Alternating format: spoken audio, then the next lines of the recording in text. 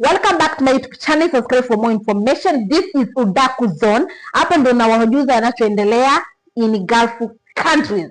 So kama uko Saudi, uko Qatar, uko Oman, as long as the Gulf country, usipite na hii. Subscribe for more information guys. When nikiposti, notification tu inakukujia Udaku Zone as posted. So guys, nataka niongelee kitu kimoja. Na hii kitu imekuwa ikitesa wasichana wengi in Gulf countries. Imekuwa ikitesa wasichana wengi sana, na hii kitu imefanya most of the ladies in Saudi Arabia, in Qatar, as long as in Gulf countries wanapitia hii kitu sababu ya kutaka kwao. Once umemaliza contract, umeona kabisa mkataba wako imeisha, na kama inaisha tuseme January tarehe moja, imeisha January tarehe moja, my friend, home, enda nyumbani. Wacha kuongezea masiku ama kusema wacha mimi niongezee miezi kama 2 ama niongezee miezi kama 3.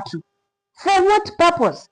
Maybe huyo bosi wako si mzuri. Maybe huyo bosi wako anakupitishia mambo mengi. Maybe huyo bosi wako anakutesa. Na wewe unasema wacha niongezee, anaweza badilika. No. Once umemaliza contract yako unafaa kuhome. Once umemaliza contract yako unafaa kwenda nyumbani. Sign another contract, come again back to Saudi Arabia to work or Qatar. Lakini hii ya kuongezea juu kwa juu, na bosi wako mwenyewe unamjua ni huyo kidunga afikiagi, anakupeleka na renginyi na ka sijui taita ajata ndege na kuanga afadhali.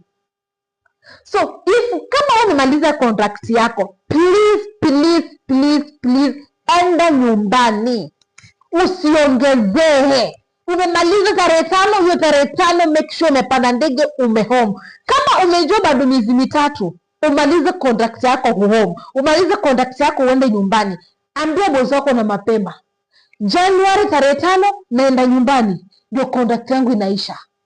Kama unataka nirudi, waje niende Kenya, alafu ni sign again in another contract, ndio nifanye nini? Ndio nirudi kwako. Lakini hii mambo ya kuongezea juu kwa juu, you don't know. Hao watu wanakaa vigeugeu. Hao watu ni kama chameleon. Hao watu badilika wakati wowote. Unaweza unacheka na yeye, the next minute amekuwa bibi yako, the next minute. Yaani these people, I don't know. I actually don't know how they are. So you must be careful. Ukimaliza contract yako home, mtashinda mkiambiwa mpaka lini? Na hii video zimekuwa zikipostiwa na social media. Susan Chalida aliongeleanga hii kitu. Jackson aliongeleanga hii kitu. Kenya TV aliongeleanga hii kitu. Wewe unamaliza contract yako my friend, home, enda nyumbani. There's no need of staying. Go sign another contract and come back. Unasema tibosi ni mzuri, wote niongeza, anaweza kubadilika wakati wowote. Hata ni kama chameleon guys. Be careful. Subscribe for more information.